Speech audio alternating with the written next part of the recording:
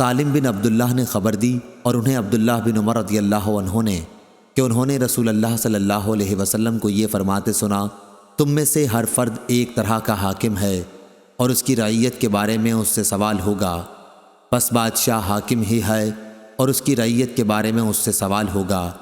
ہر انسان اپنے گھر کا حاکم ہے اور اس سے اس کی رعیت کے بارے میں سوال ہوگا۔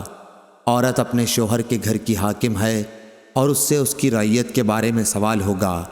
خادم اپنے آقا کے مال کا حاکم ہے اور اس سے اس کی رعیت کے بارے میں سوال ہوگا۔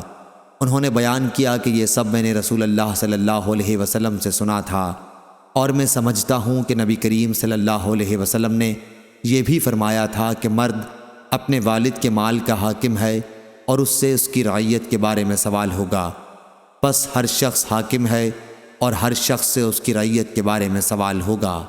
صحیح بخاری حدیث نمبر 2409۔